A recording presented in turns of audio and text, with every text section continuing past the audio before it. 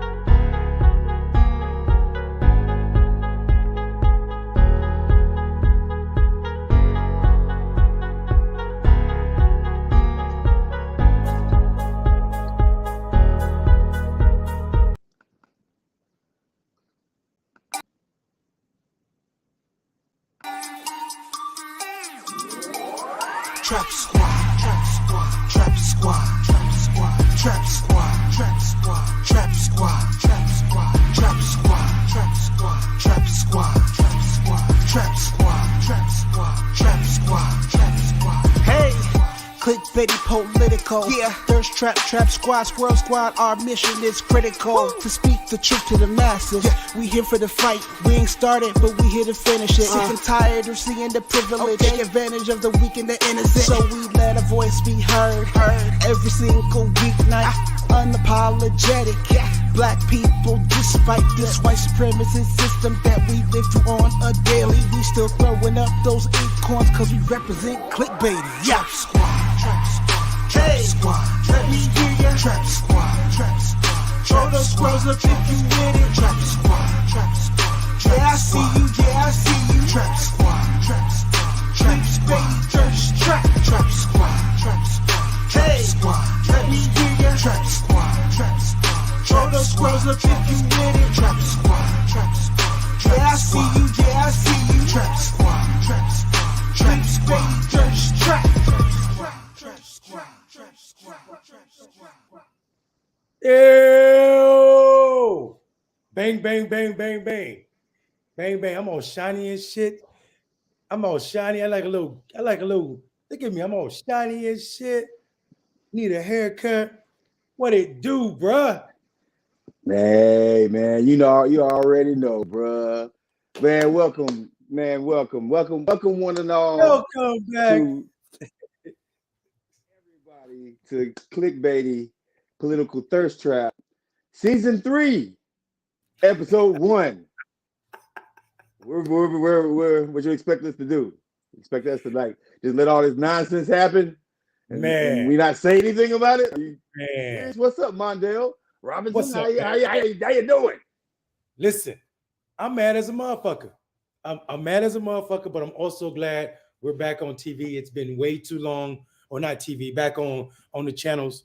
It's been way too long, and a lot of bullshit's been going on. And I'm not saying that we were stopping bullshit from happening, but at least we were giving people a perspective that was not being told in the newspapers, mainstream media, or by the party and their auxiliaries and their insiders. So, yo, my nigga, we are back. And we are back, and we're not just back tonight. We're back every Wednesday at 7 o'clock Eastern Standard Time, because it is some shit that needs to be said, and people out here capping, people out here speaking for black men, and they ain't doing us justice. So, Marcus, without further ado, my nigga, how have you been? Tell the people what you've been up to, what's different in your world, and also what's pressing on your heart right now. Man, well, Mondale, let's see, man. I bought a house. Yeah. I got a house. It's pretty cool, right? So I'm not in an apartment anymore. And also, which is important about this conversation is like, my monthly rent is a lot. My monthly payment is a lot cheaper. And I just don't feel like paying folks any more money. You know what I'm talking about? Like I'm kind of done with that. Second, I've been working on this business, man. Like trying to expand the cannabis industry to African Americans and Latinx folks and people of color across the nation. And it's not easy. There is a literal overall theme that these major multi-state operators, some of them have, and these Republican lawmakers, that they want to turn the cannabis industry into a sharecropping industry. And we all already know how that worked out in the past. And this is why elections are important, but we also have to make sure that the people that we get elected are held accountable, because I have as many problems from Republicans as I do Democrats when it comes down to like making sure that, Black and brown folks can be in the industry equitably. And so we got a lot of work to do. I've been working with MCBA, that's Minority Cannabis Business Association.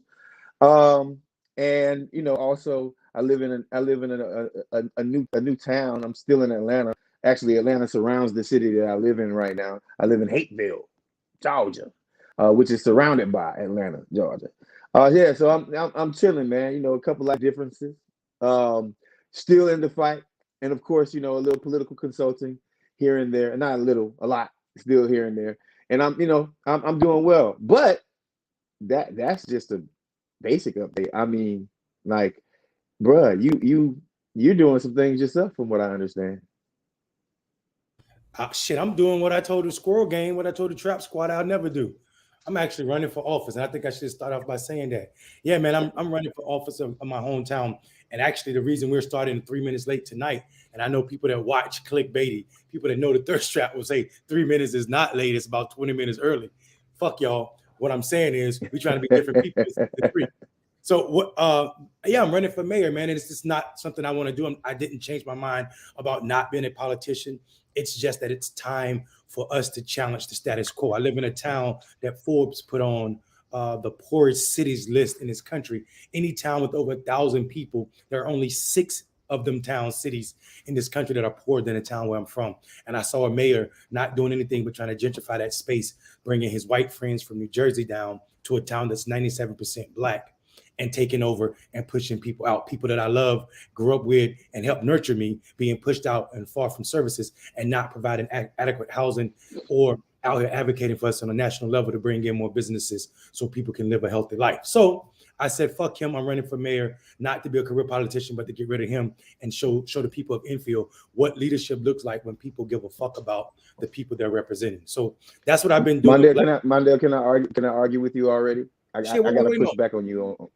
Listen, bro, technically you're not lying to people when you run for office, because technically you, I, and Benjamin all agreed that we were going to run for office. We did technically, yeah. So technically you're doing exactly what you said you were doing. You see that Squirrel Gang? Even when I think I'm lying to y'all, I'm keeping it a buck. That's just how I am. Super real when I don't even mean to be. Nah, but man, listen. We got an hour with our family. Hey, y'all speak to us. Let us know. I see y'all out there. I see the crowd is hyped. You know what to do. Diesel, I ain't Chuck Diesel. I miss you. I love you. I ain't never seen you in person. But guess what? I miss reading on the side of my screen, you telling the crowd to get hyped and share and like this. Let's fuck up the algorithm. Chuck, get back on your job. You know what you need to do. Marcus, you get on your job and let's get to the news, bro. Let's do it. Listen, first we missed so much stuff. We missed so much crap in the time period that I do want to do a brief overview of just a very brief overview. Matter of fact, it's going to take like 1 sentence for me to do an overview of what's happened since we were last on. Biden didn't do shit for us.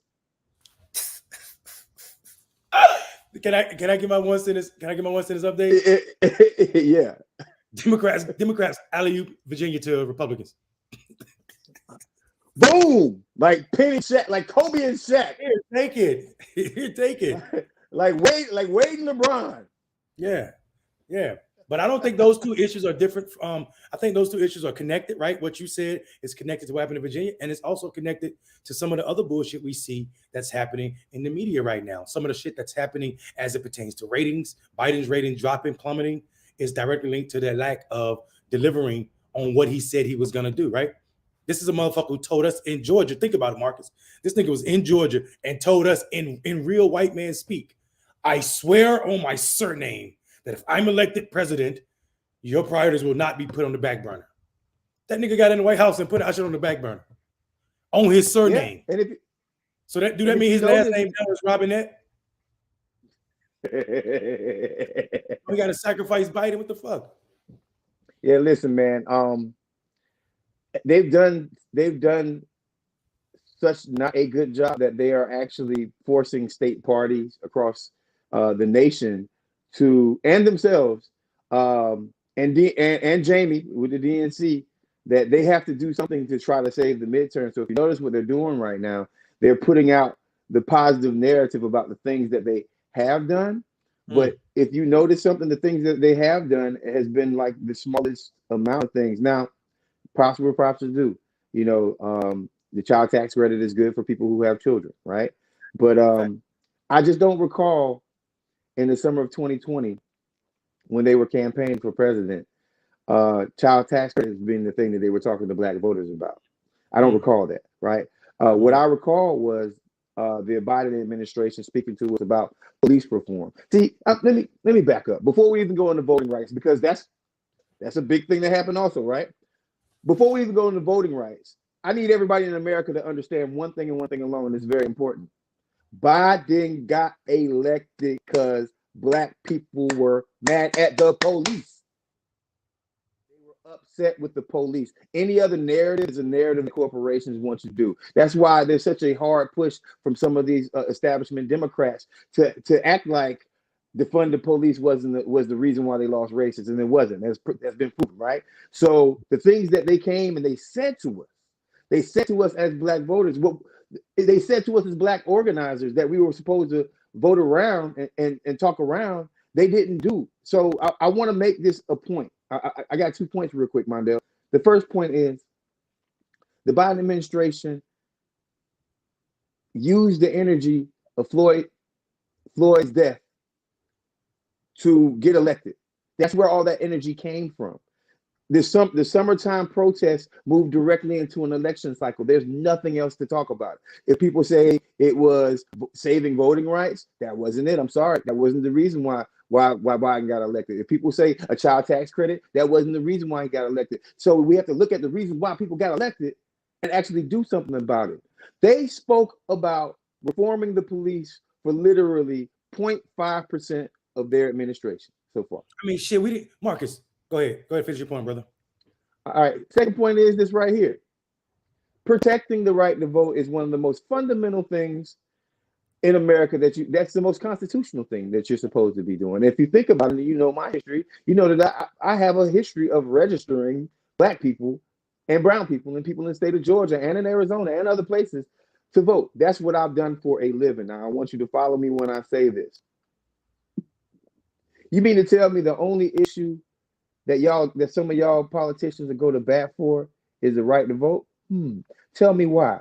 Oh, I know why. Because you like your job. You want us to keep fighting for voter registration, and that's why you're going acting like a progressive when it comes down to talking about voting rights. Y'all are acting like progressives. I have no problem with it, but don't just show up for voting rights so we can re-vote you in so you can do the same amount of nothing for us. That's the problem with this whole voting rights thing for me personally. It's like I'm seeing people act like street activists from 1969 over voting rights, and they have never done anything else but protect the right to vote. Now, understand something. That's what they're supposed to be doing, but they're supposed to be doing it for a lot more than just voting rights. Imagine if the Biden administration utilized executive orders to reform the police. Hell, if it's only for 3 years and the Republican just came in and said, I'm going to unreform the police. That would have been 3 years of protection for the people who voted your motherfucking ass in. That's all I got to say about it. Listen, people need to understand when you say, and I don't need to speak for you because you're a big boy, Even though I see you lost some weight. I am. Yeah.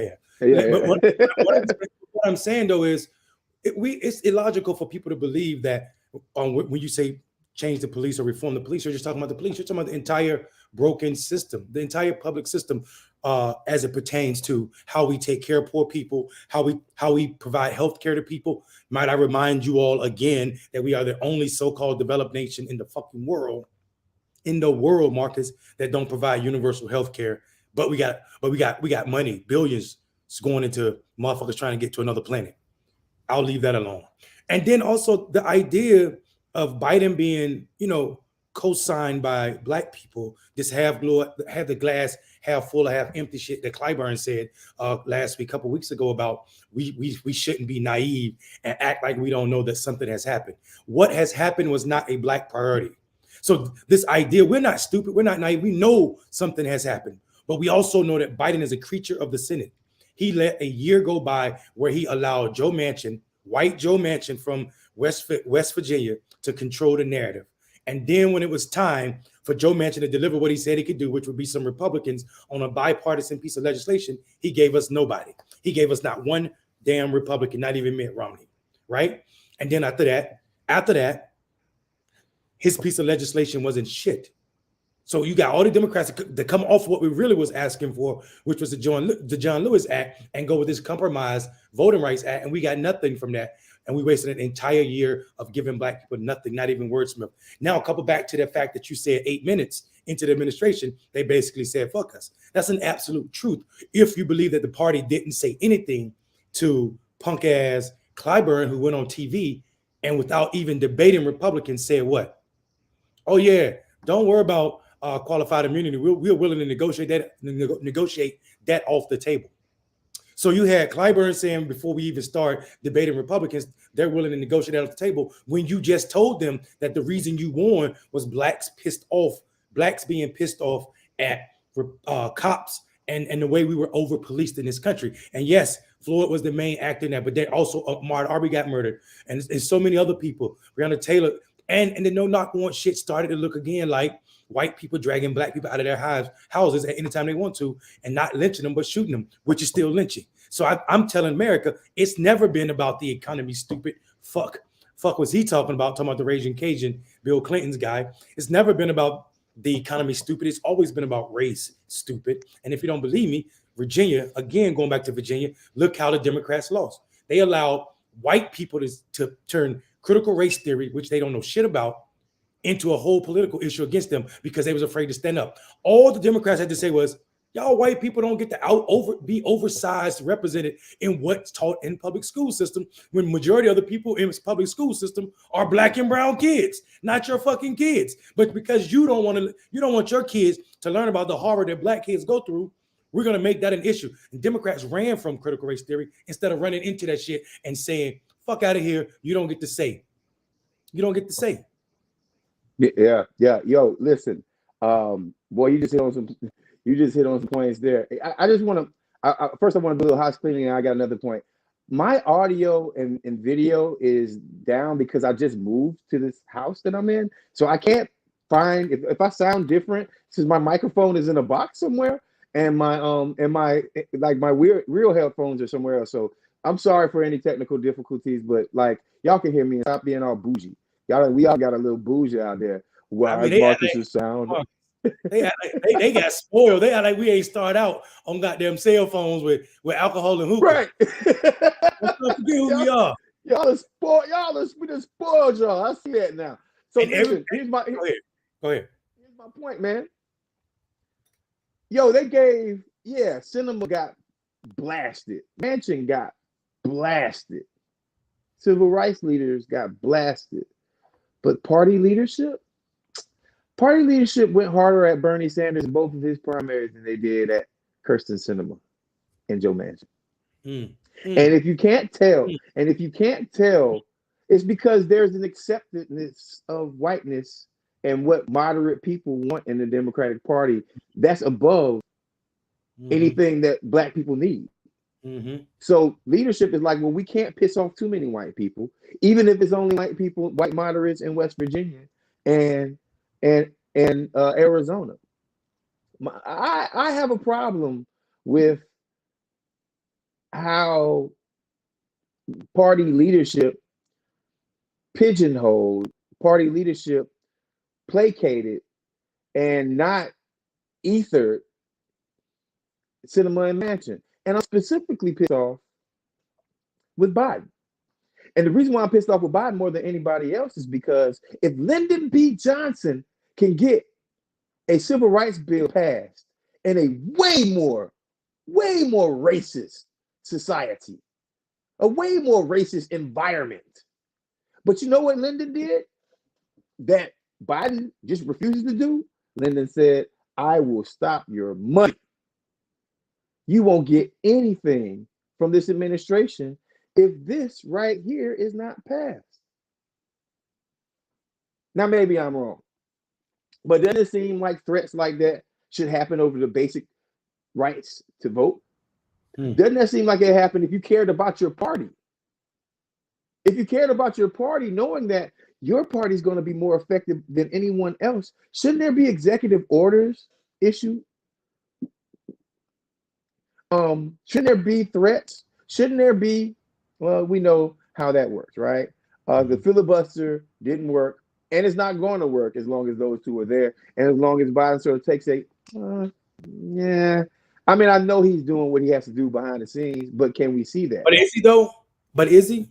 Yeah, that's a good question. That's a good. I mean, but is he really? I mean, because I want to believe that when you just said some shit that people should not let go, that should not fall on deaf ears. That you just said Bernie got more heat than Cinema and Manchin has, and that's some real shit. Because see, we're talking about challenging both of these instances. Marcus, is something that's real. Bernie was challenging the establishment, the status quo. Cinema and Manchin are upholding the status quo. And nobody wants to admit that, and they don't want to admit that, Monel. They don't. I'm gonna tell you how fucking arrogant Manchin is, and how he doesn't give a fuck about. Oh yeah, pause real quick. Bates to LA. Thank you for the first. Thank you for the first super chat of the season 3. Appreciate that. But money. So much so that he don't give a fuck about what's going on. Joe Manchin has come out and endorsed the Republican senator from Alaska over the Democrat that's running against her. If that's not spitting in the Democrats' face, if that's not saying I don't care about your small majority, he's taking his endorsement of the party. He just gave every Democrat in Alaska the go-ahead to exclude this candidate that's a Democrat and vote for the Republican in that state. That's you see what I'm saying? Think about how crazy that is. This man who says "fuck my party." Now, been a part of the party, been in the caucus, means that you are a part of a. You should come to a consensus, and when you're not a consensus, when you're not in the majority, then you move over and join somebody that is. The entire party, except for him and Cinema, were on board for the voting rights and passing or changing, making some exceptions to the filibuster, so that we could pass some form of, even if it was watered down, some form of voting protection for Black and brown people. But they was like, nah, my one vote is more than the entire party. It's more than Biden's entire platform. And to show you I don't care about your platform or your party, let me go endorse this Republican that's running against the Democrat. This is the shit I'm talking about. If Bernie would have did that, everybody would have been sending emails. Every auxiliary from the Democratic Party, everybody would have been talking about stripping him of his seniority in the oh my city. God, yeah. Complete. If Bernie comes out and endorses a Republican against any Democrat, that's what's going to happen. Joe Manchin is not a dino, a Democrat in name only. He's not a Democrat at all, bro. He's just a Republican, and he's doing what the fuck he wants to. Period. And it's grounded in America's comfortableness with whiteness. The Democratic Party's comfortableness with whiteness. If you don't believe me, let me show you how tone deaf the Democratic Party is. They've been bragging about this economy and this 6.2 million jobs created. Not a small thing, but you can't tell poor people who are starving. Why Black men aren't going to be moved by you bragging about this 6 million jobs they created when white people that own these companies still won't hire us. Black men unemployment rate is still double that of the national average. Because we can't get jobs, because white supremacists won't hire us, bro. And then you add that with the frustration that you could commit some shit that happened on January 6th, go back to Missouri if you use a gun on the federal government and not have to worry about the federal government coming to get you because state cops can't fuck with you. That's the protection white people get. Black people, black men especially, you don't get shit in this country except for hungry stomachs, transient housing, and the lack of ability to protect or elect someone that's voting for your interests. Because one, the party presents bullshit ass candidates, and two, they restricting our access to the ballot. Well, yeah, and I mean, and also add a lack of ineptitude and action, right? Add a certain level of disconcernment. And what do you have? You have the Biden administration actually telling black organizers across the nation to out-organize with no platform, out-organize our opponents. So I got a question. Who is our opponents? Who exactly is the black male opponent? Because I've said this on the show before, and I have to say it again right now. You know, how can you expect us to want to do anything for a party when you don't do anything for us? And this is not a question of, and more importantly, if you don't address our issues, what you expect us to turn out, right? It seems like the establishment, and that's the media, politics, everything, think one thing and one thing only, that our only opponents are supposed to be Republicans. And that's not true anymore, because a lack of action is an action. Absolutely. A lack of work is an action, and that action, and we need actions to help our communities out, right? So check this out. I'm in the cannabis industry, right? They're building a new industry right now for us to have jobs in, and they are already allowing the fuckery to happen in a brand new industry that can provide over 7 million jobs and billions of dollars to the black community. They're doing that right. The only reason I bring that up again is like this. It's on purpose at this point. Marcus, we lost your audio, brother. Marcus, we lost your audio. So I'll just talk to Marcus, get back. But what I think what Marcus is saying is, you know, they're building new wealth avenues, and they've already figured out ways to exclude black and brown people from those avenues. These 6 million jobs that will be green jobs, well-paying jobs, are now being excluded. We can't even get the base job in the cannabis industry, which is why it's so important that people like Marcus are at these conferences and also own businesses so they can have these platforms. Are you back, Marcus? Yeah, I'm back. Thank you. I heard you the whole time. I got to get used to the system, bro. I'm sorry. I'm going back to first days of Clickbaity when y'all were picking on my internet again. So remember you had the squirrel? That's where the squirrel game came from. Remember? That's where the squirrel game came from. Bad internet. Yeah. Hey, but speaking of lack, I guess we'll get into it, Mayor Mondale. This guy. Taste the soup. I'm going to go ahead and get into something. Let me open my notes real quick. Let's talk about the Biden Eric Adams date. Oh my God! And the crime bill 2.0 is about to happen here up there in New York City. Marcus, this is what I'm trying to tell people, bro. This is what I'm trying to tell fucking people. Stop believing that these cities on the eastern and western seaboards are progressive spaces. New York is one of the hardest places in this fucking country to vote. People don't even know that. The number of months and time you have to be registered before you can participate in a New York primary is unfucking realistic for anybody that has anything going on in their lives other than politics, right? If you are a working class person with 2 jobs or a basic income person, there's no fucking way you have time to make sure that you are registered and in the right address if you have moved or something, because it takes so many months in advance to be prepared. I said all that to say that New York City elected a cop as mayor, a fucking cop. And I ain't talking about a cop like just a regular cop. This is a cop's cop. This is a tough on crimes cop. And I don't want anybody to say, oh, he's a black man. We don't fucking support representation that ain't just real representation. No symbolism. We don't care about symbolism. We're over that shit. It's clickbaity. Don't forget that. This ain't CNN or MSNBC. This is clickbaity. representation is not enough. They elected a cop to run New York. And his idea is to turn that motherfucker back to the times when he was a cop. He even called himself the Brooklyn Joe Biden. That is scary when you consider the fact that the president goes to, out of all cities, goes to New York.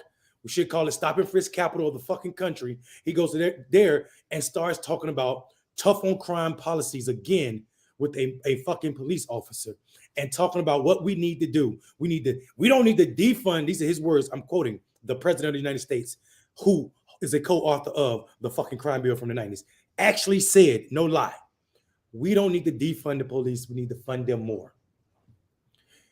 Anybody buying into this bullshit about giving cops more money, especially the cops in New York, to stop crime is beyond ridiculous to me.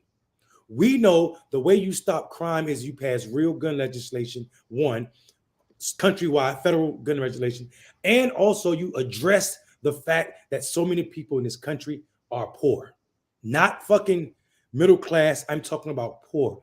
Poverty is the largest indicator of crime. You want to do away with crime, you do away with poverty. So this cop and this senator who became president, who loves cops, making people believe that we need to address violent crimes or crimes in general by giving cops more money, will give the Republicans a significant majority in all of 2022.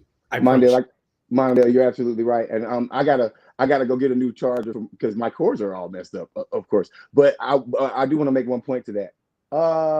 You can't give more police money. You can't give police departments money before they've been reformed, or more people are going to die. Right? Like, that's common sense at this point, right? So we went from reform the police immediately to a Biden administration who got elected on reforming the police.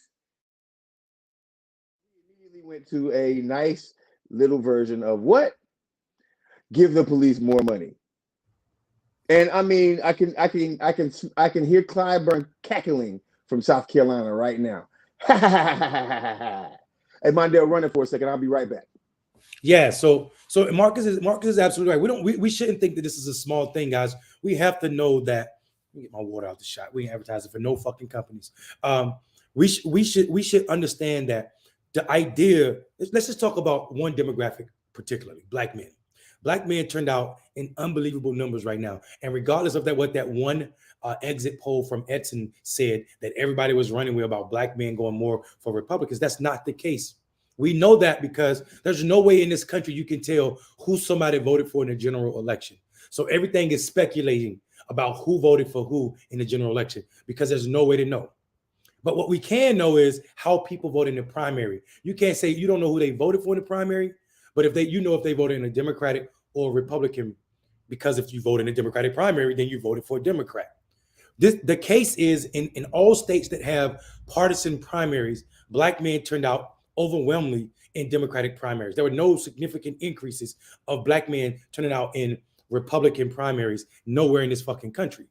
So it is illogical to believe that people who don't normally participate in partisan politics will vote for a party in the primary and then turn against them in the general election. That's not how shit worked. That's not how it works. So what I'm telling people is, if Black men turned out in the primary and it wasn't for Joe Biden, it was for what was possible under a Biden administration, the promises that were made based on trusted messengers. And if Biden has not delivered on those promises, then the likelihood of those people, those what the world calls sporadic voters, Black men who don't normally play politics, to come back out is bullshit. And that's not a critique of Black men. That's not a critique of people who engage Black men like we do. It's a critique of you promising someone something and not being able to deliver. It's a critique on the party swearing on its name that our priorities will not be pushed to the back burner and doing just that when you get in office. This sounds like we're harping on the same old fucking horse, or I'm playing the same sad drum or sad violin. But the reason I am playing this song on repeat is because the party is playing us on repeat. The party is playing us on repeat. And I said this earlier in a little reel on Instagram. It is inhumane.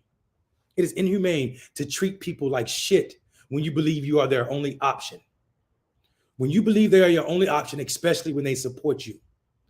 But what happens is their actions will be equal to yours when they realize that you're not their only option.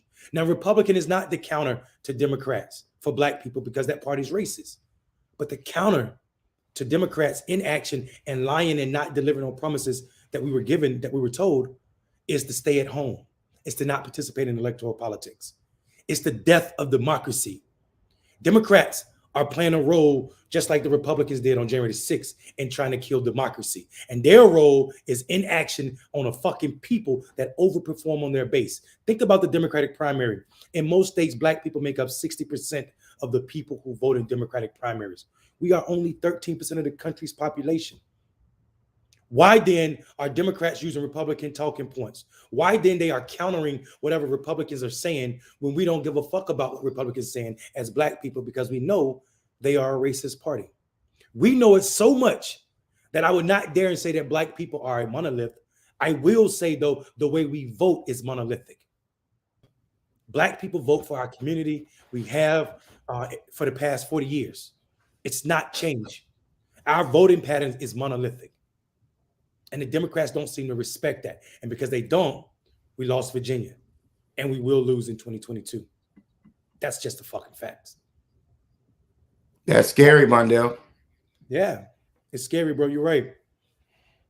I mean, think about this. It's not small. It's not small fries that you turn out more black men voted in 2020.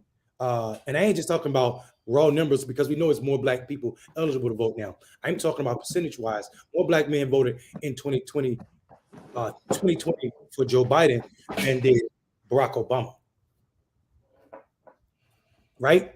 That's the idea of that many more black men thinking that maybe elections can be a tool to address what's ailing us. Black men have never believed the idea that elections was the end all be all, that any election is the most important, that any candidate will save us. That's not what we're looking for. We're too far down the line of America's priorities to believe that bullshit. But what we do believe, or what we thought in 2020, was going to the poll in heavy numbers will at least get us some of the shit we care about. The Democratic Party spit in our face in that belief. Yeah. You can't cap you cap with black men, especially those who turned out. I ain't talking about the party loyalists. I ain't talking about the people that are going to vote every election. I'm talking about the folk living on the margins, who they want us to be, the ones that they want us to be activists, survivalists. You know what I'm saying? All these is, and all we're trying to do is just stay alive. Stay alive, Marcus. I don't know if you're with me or not. When you have, okay, are you with me? Are you with me? All right. Yeah. No, so when you have this certain segment of folks who's trying to save the party as it is right now, and has been for the past 40 years, 50 years, I guess, you're going to start seeing and hearing all the BS towards real issues that they just fundamentally don't want to address. Let me put on my Bernie hat for a second. Y'all remember I was a Black Outreach Director for a second. Let me put on my Bernie hat for a second. You can't help black people and support a capitalistic system. You can't. There's no way to do it, because if we look at the amount of Wall Street CEOs that are black, if we look at the amount of state party chairs that are black, if we look at the amount of white people in majority black cities who are running government who are white, if we are looking at NFL coaches, if we're looking like we can look at everything that has anything to do with money in America, black people don't lead it. Right? Now, Democrats' number one priority is to protect those interests, right? So you can't have both. You can't protect the interest of black people and do that at the same time. Listen, there should have been reparations at a heavy level for every black person in the state of Oklahoma for Tulsa, or Florida for Rosewood, right? I always bring these up. For Wilmington. Oh yeah, right. We can. That was the biggest one that nobody talks about. That should have a movie itself. But I bring these points up because Mondale, I've been thinking about this, man. Ballot of Bullet. Malcolm X. Ballot of the Bullet, man. Listen, and I tell people, we told people before on this show, and I hope y'all did that homework. I hope y'all went to Ballot of the Bullet. First, I hope you listened to the entire 58 minutes and 34 seconds of that speech, but especially starting at 23 mark and just going forward. Brother Malcolm was telling some shit that it sounded like he was giving a blueprint for what was going on in 2020. It was Ballot of the Bullet. And right now, it's like we're not talking about shooting people. We're talking about the political bullet. The political bullet is when black people pull out of democracy altogether. Yeah, except for Enfield. Except for Enfield. And possibly Hayesville. No, I'm saying our job though, Marcus. Our job is, I mean, we're not advocating that black people stop participating because we know that's a dead end. What I'm saying though is, it is illogical for the Democrats to continue to ask us to lift 2,000 pounds of barbell weight when they're standing on top of that barbell, adding extra, and never feeding us and never giving us water to fucking feed our muscles. You understand what I'm saying? Our workout load is ridiculous. We didn't skip leg day. We ran to the motherfucking election for them, right? We didn't skip leg day. But when it came to delivering on those promises for our communities, they didn't even come to the gym. No, they don't. They ain't lift one fucking finger on our behalf. You know, the Democratic House came out spitting with progressive bills that would have benefited all of us, not just black people, all of us. Senate and the White House was stale on it for an entire year. We got watered down shit the entire year. We got a lot of fucking vertical construction, meaning roads and shit like that in that first bill, but we ain't getting nothing to benefit black people. Yes, we are. We are getting something. I'm listening.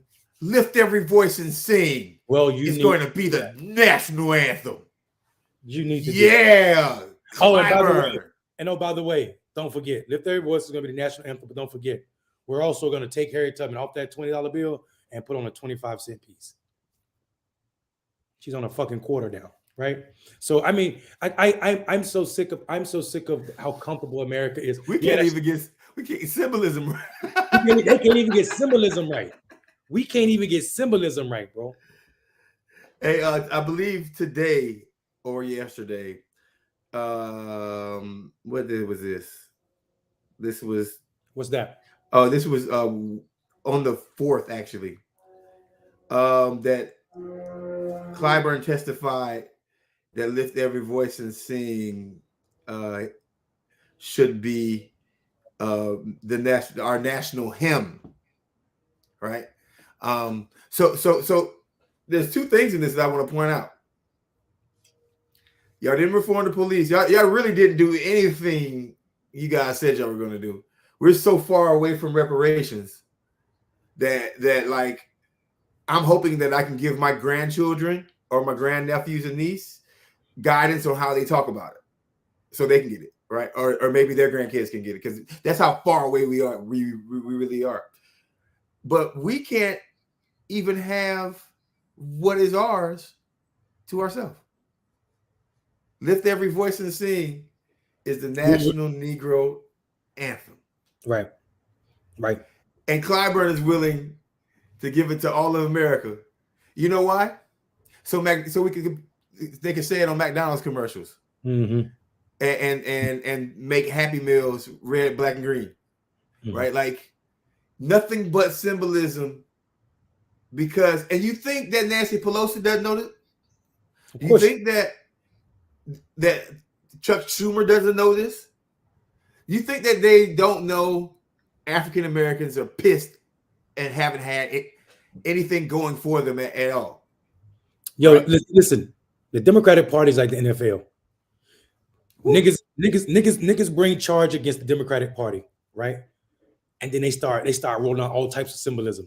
The NFL gets sued, right, by a black coach. They start hiring black coaches left and right. We're gonna hire this one. We're gonna hire this one. We're gonna hire this one. I'm like, that shit right there shows you the racist. Like your behavior is putting your shit on spotlight, bro. Like the fact that you ain't have no motherfucking. You had one black head coach, right? And then now you want to hire 3 of the motherfuckers after somebody started to sue you. That is wonderful evidence against your stupid ass. And that's how I feel about the Democratic Party and Clyburn being the moniker or the mascot. What's the mascot of the Democratic Party, Marcus? Tell the world. A jackass. A jackass. Let's just be politically correct. It's a jackass, and he's the mascot of it because he's a jackass. And I think him suggesting this ridiculous because it strips the fucking strength and what the meaning of the Negro National Anthem, right? Lift Every Voice was written in a time similar to this, right? The number one song in America when that fucking song was written. All the top songs were racist songs about coons and niggers and all shit like that. And the songwriter wrote that song to remind Black people that is not who we are. That is not what we were. That we were of a different stock, right? And for them to strip that fucking history away from that song to make it for all Americans it's just like Texas wanted to do a few years back when they say we're going to rename the Atlantic slave trade to the North America Free Trade or some shit, right? What? Yeah, Texas was trying to change the books. And if Texas changed textbooks, everybody does it because there's so many students there. So people aren't. Yeah, go ahead. Yeah, if you don't know about Brian Flores was the head coach of the Miami Dolphins. He had the first winning record in a couple of years. Ever. Yeah, right. Didn't make the playoffs, and that was an excuse enough for them to fire him. Now, out of all fairness, NFL teams do fire coaches with winning records. That there's a track record of that. But sources close to Brian Flores told me directly that they got the right one with Brian Flores. He already let people know that if they do any kind of shenanigans towards me after leading that team from a losing record to a winning record, he was going to blow them up. And it's unfortunate that one of the winningest coaches in NFL history sort of solidified the NFL's fate. What happened was, why I forget his name? Patriots coach. Belichick. Bill Belichick accidentally sent Brian Flores. You heard a flat text gate? Message. It's text gate. Yeah, saying, congratulations on the job. Oops. And Brian Flores was like, bro, I go interview 3 days from now. And he said, oh, yeah, I got the wrong Brian. There was a white Brian that already got the job for the Giants, I believe. So they ended up hiring the white guy, but they were still going to interview Brian Flores like he had an opportunity for the job. Mm-hmm. And this has happened in the past, and Brian Flores has evidence of it. The next thing that happened in the NFL is the Miami, according to Flores, the Miami owner offered him $100,000 a game to lose, because they wanted a better draft pick. And my God, guess what? All he got to do is show his contract when he got there, and then that extra $100,000 for losing games. Hey, check this out.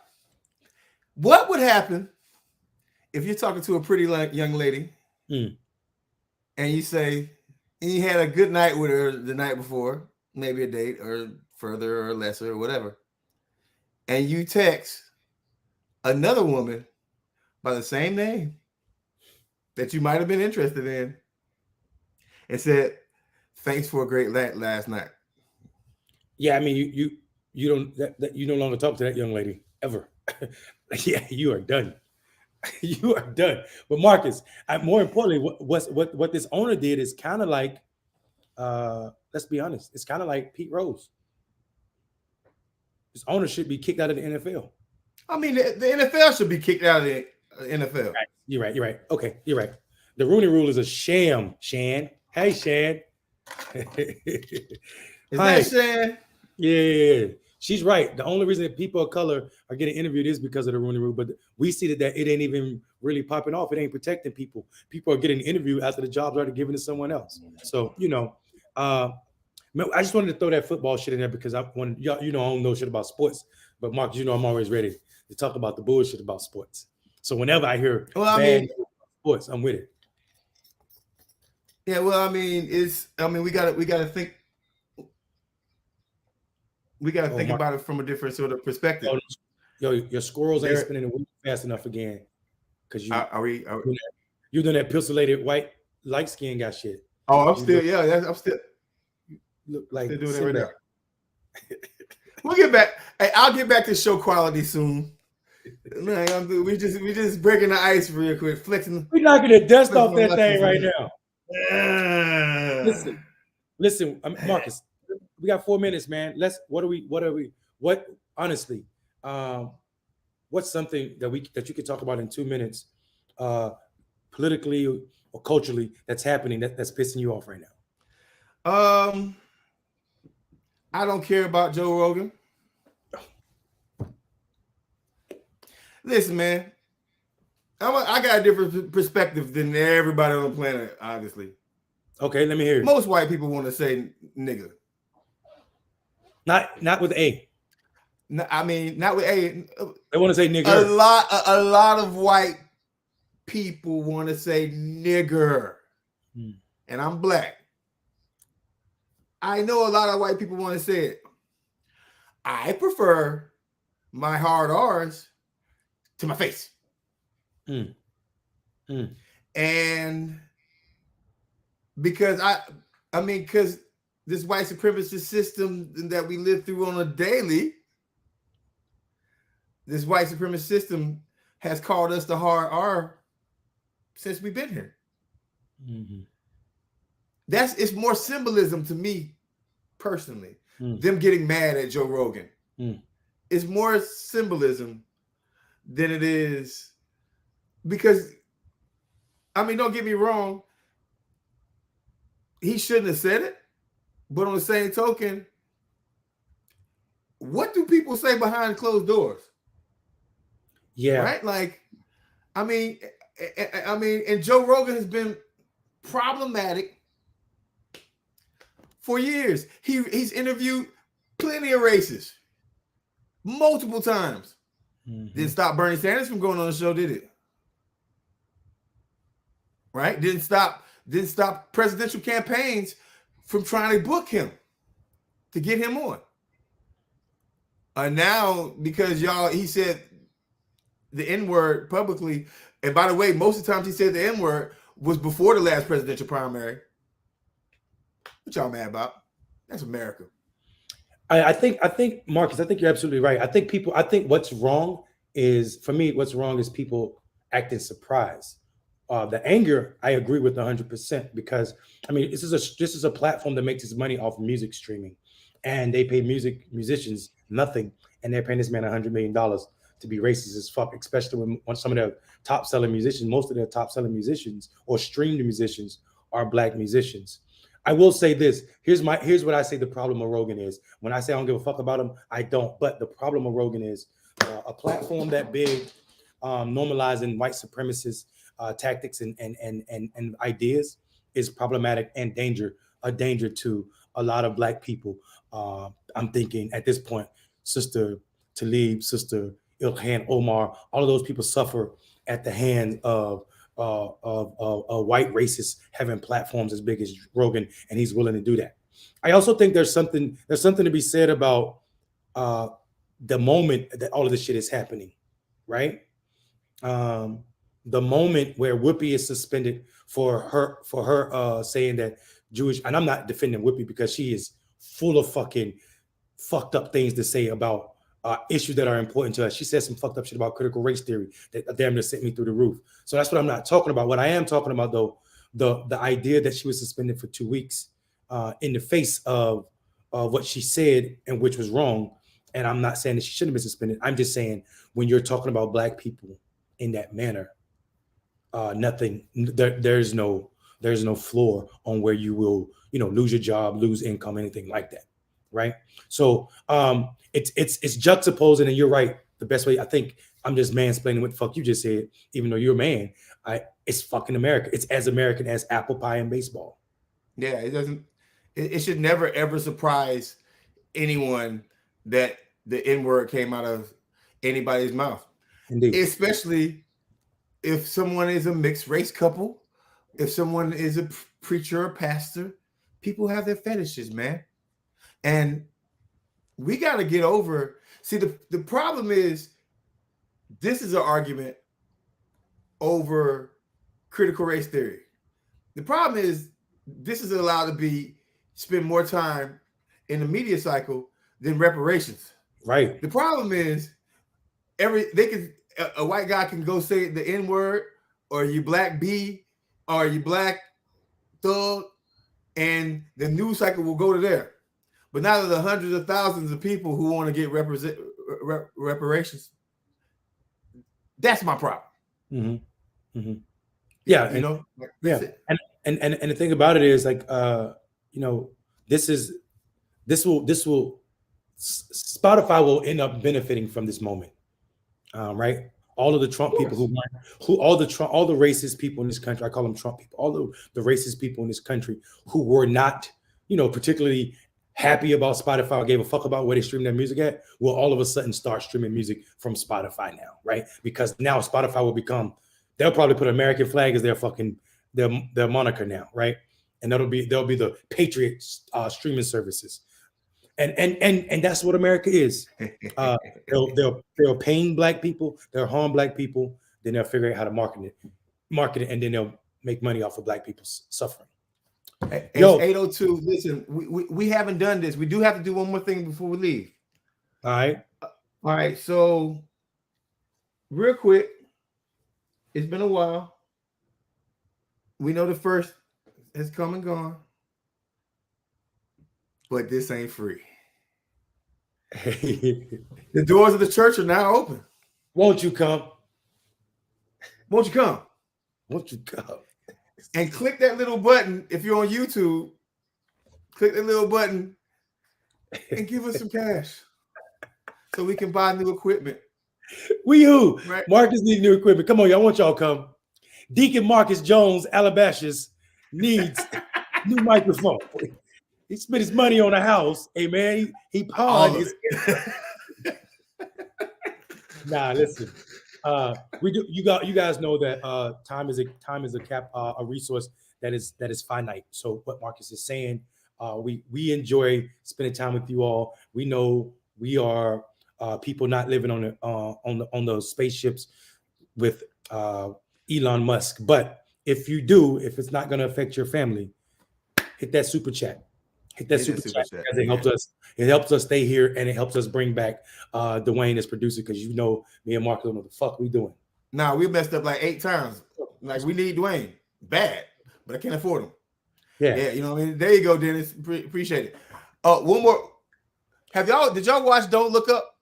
That's yes. Gonna happen to us. Oh, that's gonna happen to us. It's already happening, bro. Did you see that big ass? It's gonna happen to us. You see that big ass comet that was coming towards the planet like 2 days after Don't Look Up came out? I was just like, oh yeah, I know. It's beautiful. Thank you, James. Thank you, Dennis. And KKW Powell. Yes, we do have a cash $. Hold on. It's $ Clickbaity. $ Clickbaity. Also, KKW Powell, we are absolutely still on YouTube. So check us out. Yeah, and if you can't afford it, throw them acorns and them squirrels on and make sure that you stop, like this post, like this live feed, subscribe if you haven't subscribed already, and then retweet us if you're on Twitter, share us on Facebook and all that stuff. Mondale, where can they find you at? You guys can find me at I am Mondale, or Mondale for Infield. Infield is spelled ENFIELD, and that's for is spelled out FOR. Mondale for Infield on all social media platforms, or I am Mondale. Let's get popping. We're gonna miss y'all. We're back. Marcus got something to say. Where you at, Marcus? It's my birthday tomorrow. Tomorrow is your birthday. I want $44. Wait, you're gonna be 44, bro? You're an old man. Marcus is an old man, y'all. Though. Marcus is an old. Hey. I am. Y'all, if y'all don't know it, I'm 32. Hey, that guy's right behind me. I'm right behind you. I mean, look at his face. You say looking like Black Santa. Ho, ho, ho. You can find me, Marcus Farrell, Marcus for America, on Twitter, Instagram. Please follow me. Please follow Restorative Roots right here, .net. You can buy this sweatshirt. I got a whole bunch of other stuff on there. You can go and buy one right now. And also some good news. There will be a product launching very soon that everybody will have access to in legalized states. And with that being said, Mondo, you got anything else? I love y'all, man. We're welcome back. It feels good to be back on 7 o'clock Eastern Standard Time. Tell your mama, tell your 3 aunts, the ones that can't see, but the ones that can hear so they can listen. Bring them out, bring them out. We here.